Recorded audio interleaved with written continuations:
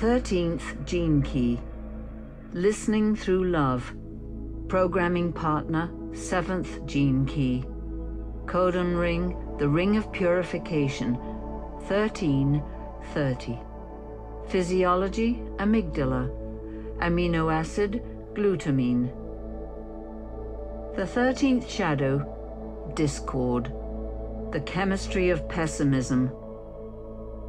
The 13th gene key concerns a single theme, the theme of listening. Through this gene key, we will see how many dimensions there are to the art of listening and how deeply tied it is with the expansion or contraction of human consciousness. At the shadow frequency, this is the shadow of discord, which is the inability to listen to and learn from your experiences in the world. Listening is entirely different from hearing. Hearing refers to the acoustic absorption of auditory information, whereas listening is something that can only be done with your whole being. Often, listening requires withdrawal and time in order for it to function effectively. Listening is also highly linked to the way in which you process your life experiences on an emotional level. The link between listening and the emotions has profound implications for the future of this gene key, and in particular, its shadow frequency. Because of the global mutation currently taking place in the solar plexus system of all human beings, our emotional chemistry is undergoing some extraordinary changes, and the 13th shadow will be affected by these changes. Along with its programming partner, the 7th shadow of division, this genetic partnership exerts an enormous influence on the direction of humanity as a species. These two gene keys are prime programming agents for the way in which humans interact at a group level. They actually cut far deeper than the tribal programming archetypes within our genome, which also affect our interactive capacities. The 7th and 13th gene keys steer the one consciousness of humanity along the line of our destiny. Whilst the 7th gene key pulls you towards the future, the 13th urges you to listen to and learn from your past. This archetypal placement within your DNA makes these two gene keys different from all others, as though they were somehow outside the scope of human influence. It is the battle waged within the frequencies of these codes that decides your future. The 13th gene key, in particular, is one of the most important of all the 64 gene keys, since it involves the way in which you process your past. Discord refers to the inability to escape your own past. Stacked within the human genome lies a library of collective human experience, and your inability to process all this memory is what keeps you locked into the same self-destructive patterns. The 13th shadow shares a very important chemical connection to the 30th shadow through its link with the same genetic codon signature known as the ring of purification. The 30th shadow, the shadow of desire, is where the connection between your ability to listen is weighed against the raw force of your human desire. This codon, which codes for the amino acid known as glutamine, is one of the great human genetic battlefields. Interestingly enough, there is now a large body of scientific evidence linking this amino acid to various functions and malfunctions in our gut. Symbolically, one might draw a connection between how effectively we human beings process our past and how effectively our body eliminates waste. The force of human desire, found in the 30th shadow, usually outweighs our ability to listen to our past experience, and this leads us once again down roads that do not serve humanity as a whole.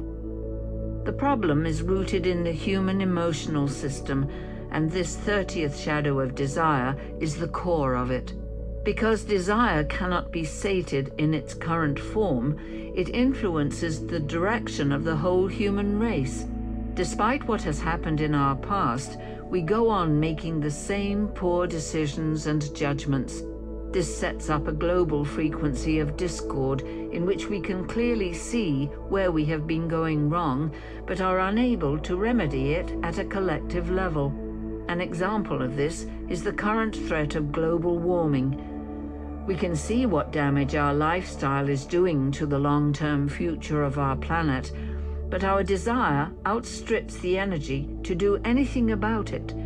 Anyone who has a deep knowledge of human history will see the same cycles being repeated over and over, but each time with different nuances. It is true that today there is more global awareness of the problem than ever before. However, this awareness does not change human behavior. We hear the discord that we are creating, but we do not listen to it. In the end, our emotional urge to satiate the desire within always wins. That sums up the dilemma of the 13th shadow. The ancient Chinese name for this 13th hexagram of the I Ching is the Fellowship of Man. It is a beautiful name, seemingly filled with hope, and it does in fact describe the higher frequencies of this 13th gene key. However, at the lower frequencies, because of our inability to listen, we go on pursuing our own short-term agendas with disastrous consequences to the greater society. Ironically, we find no solace from our own desires either. No matter how many of our desires we sate, more appear. We hear only discord in the world because we are unable to listen to the overall dilemma. We cannot yet see it at a collective level, so we are not ready to find out what the Fellowship of Man really is. This is why we keep programming our future direction through the 7th shadow as a future of division. Not listening to the real problem, all our actions create more and more divisions within our societies. Out of all this ancestral memory and our inability to create or find the Fellowship of Man, a huge pessimism emerges at an unconscious level. We no longer believe collectively that we can surmount our own nature and create a truly peaceful world. History provides compelling evidence of this. In fact, our pessimism emerges directly from our genes, because shockingly, our pessimism is in actuality correctly founded. We cannot surmount our own nature. Only nature can overcome us, which is precisely what lies in the pipeline right now. Nature is preparing a new kind of human being.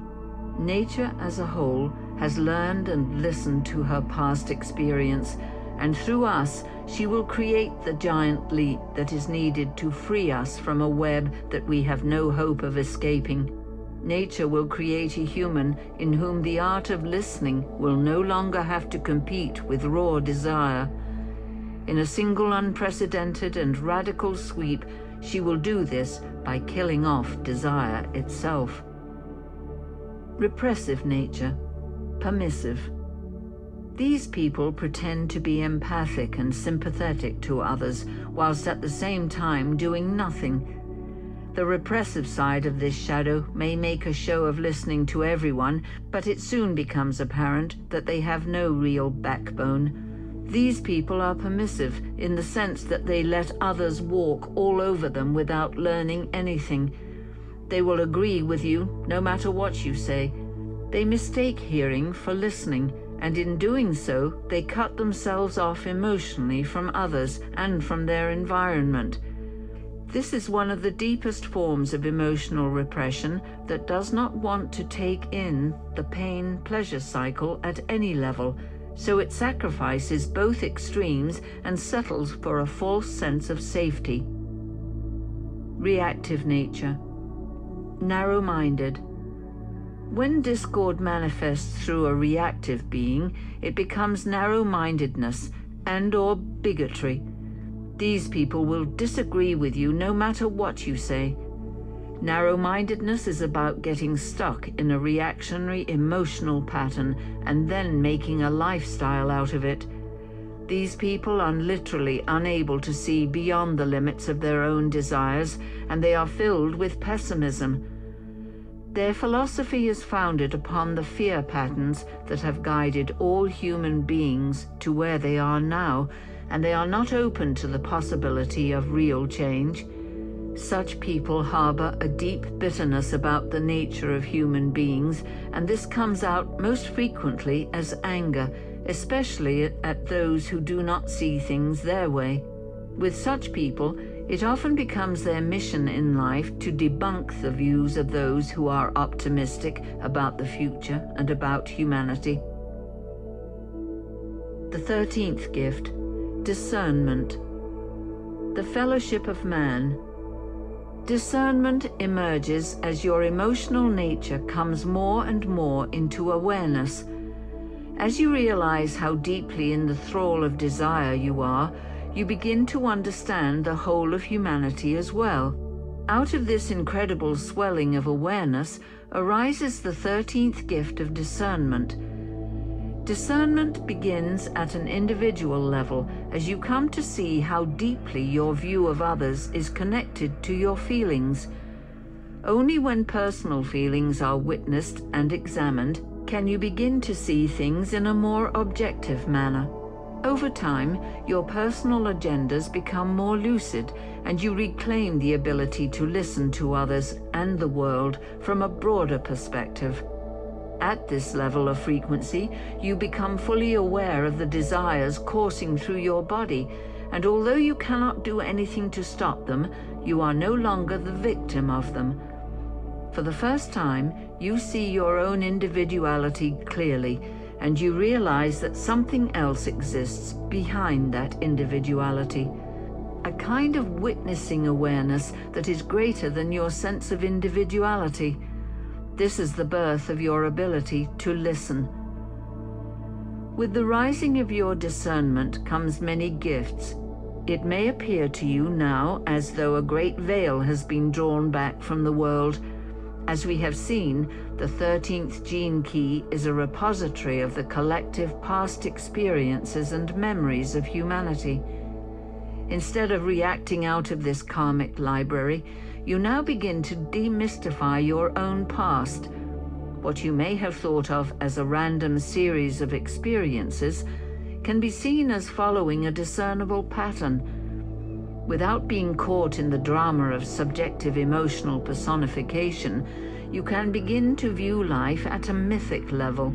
This mythical thinking is the way in which the mind interprets your ability to listen behind the veil of your desire. To view life at a mythic level is to see the great archetypes playing out in our lives, both our personal lives and the greater collective history of man. Through understanding your own past in this way, you can see that the storylines of all individuals play out variations of the same themes. At this level, we can recognize these same archetypal themes in every culture's rituals, fairy tales, legends, and myths. Once you stop viewing life on a subjective, emotional level, a new landscape of feeling opens up inside you. This feeling is the early manifestation of your future ability to transcend your emotional system, and it is experienced as optimism. Optimism is the gradual swelling of awareness within your solar plexus system, transferred and projected outward onto the world. One might also view it in reverse. The awareness connecting all life forms is received and drawn into your solar plexus system, thereby expanding your sense of self to include a far wider reality, the true fellowship of man. Through our cultural heritage, whatever it happens to be, we are all embedded with the myths, stories, and archetypes that we need to eventually transcend our own emotional dramas. All the world's stories, rituals, and beliefs have grown out of the very infrastructure of our DNA, which is why the same patterns emerge over and over throughout history, regardless of culture, geography, or even isolation. These collective myths and fairy tales contain the alchemical codes of evolution, including its various mutations. The stories always pass through dark periods of transition, ultimately arriving at transcendent states of consciousness. This is why discernment leads to optimism. With your gift of discernment, you don't just see the symbols, you live them in your own life, which is why they bring you such optimism. Every character within the myths is an aspect of the world's psyche, and every circumstance they pass through is a part of our own genetic and spiritual evolution. All of this is particularly relevant today because we are passing through a mythic test as an entire species, which is perhaps the first time this has ever happened. Those with discernment know in their bellies that this phase of our history must and will lead to a transcendent leap in consciousness, regardless of the subjective interpretations of the fear-based culture in which we live. The 13th Siddhi, empathy, the great cosmic hub. The 13th Siddhi, like its partner, the 7th Siddhi, has much secret wisdom hidden within it. Our DNA is an incredible substance. It contains all the memories of our entire species and even those earlier life forms from which we descended. Like a fractal shard of God itself, DNA forms the living, vibrating link to the beginning of life on this planet. Even more profoundly, it connects us to the seed from which our very universe first sprouted. It is through this 13th Siddhi that information from our collective past can be recovered.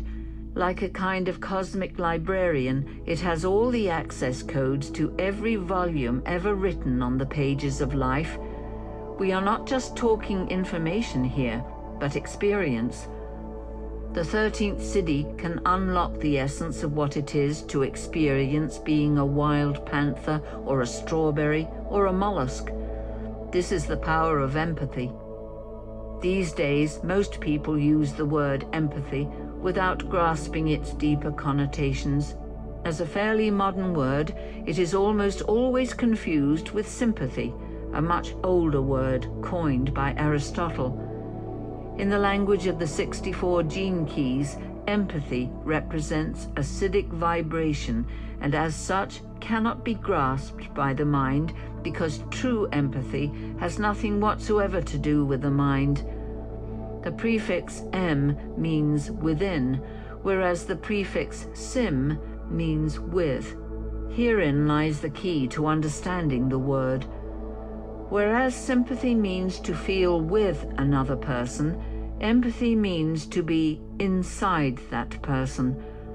Most people cannot conceive of being inside another person, so the term has come to be seen as metaphorical and is generally understood as being a mental or emotional projection onto or into another person. Let us reclaim then the true power of this simple word.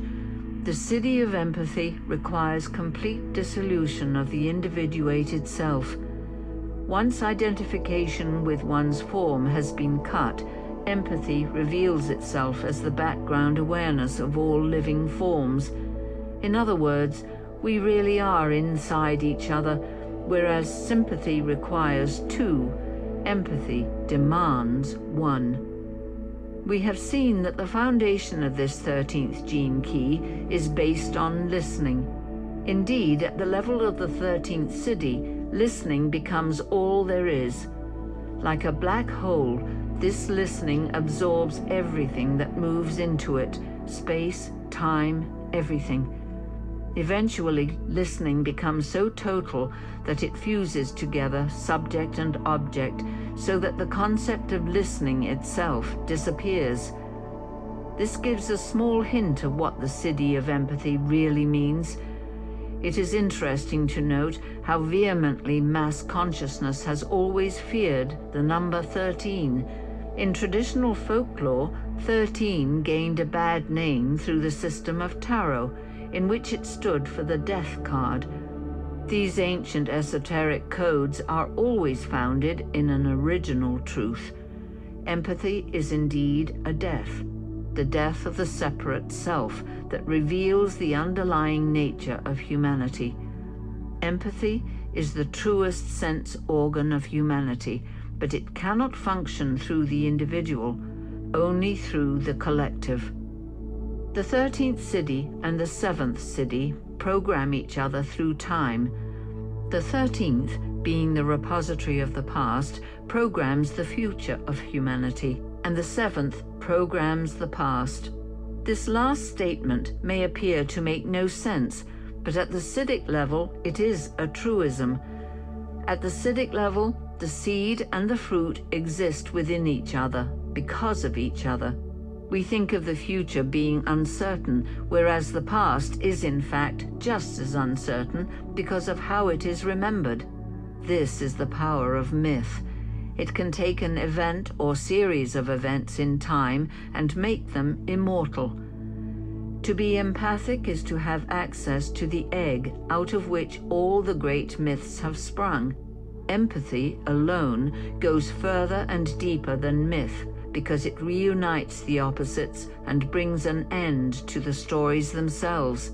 Empathy is a state of consciousness outside of time, even though it enfolds time. Again, this is symbolized by the mystery of the number 13, which stands for the hub of the great wheel of 12, the mystic number of the Grail at the center of the round table, or the Christ encircled by his 12 disciples. It is the number of Arachne, the spider, the mystical 13th sign of the zodiac. She sits at the heart of the web of creation, and through her legs she remains in constant empathy with all that is. There is huge fear to be absorbed before you attain a Siddhic state. In the case of the 13th Siddhi, this involves complete absorption in the universal discord of the 13th shadow. The human interpretation of this fear is the experience of feeling cut off from all that is alive and warm. It is an ice-cold zone in which aloneness is experienced as agony. However, through the purging of this experience, the 13th Siddhi opens its eye on a new world, a world in which the past has been magically transformed into a radiant new future. We might recall here that this gene key is a part of the ring of purification. The human addiction to desire comes to an end in the Siddhic state of consciousness, and it is said that one's spirit shall no longer return to the earth, but take a birth in a higher sphere of existence. These are mythic rather than literal interpretations of what occurs to such a person. All the great esoteric interpretations, karma, rebirth, and justice, must be mythic rather than literal, since the true Siddhic state cannot be conveyed through words. In universal empathy, you enter the center of the human family and become one with all that is. Those who awaken to the truth of their consciousness through this Siddhi will become beacons that live on in our history. These people have learned the deepest art of all, the art of listening. To sit in the presence of such a person is to be healed through being listened to. Listening at this level is no longer a passive phenomenon. It is actually quite a forceful cleansing at an auric level. To be listened to by the great cosmic mother is to have all your fears brought to the surface and loved into oblivion. These people are the most powerful of all shamans. They can open the portal of the past within you so widely that you become aware of yourself as a great cosmic receptacle rather than a point of focused identity. They can show you that all creatures and beings dwell within you, and that if you open yourself widely enough to our collective past, you will also see our collective future. To such a being, the holy state of perfection, known as the fellowship of man, is a constant and manifest reality.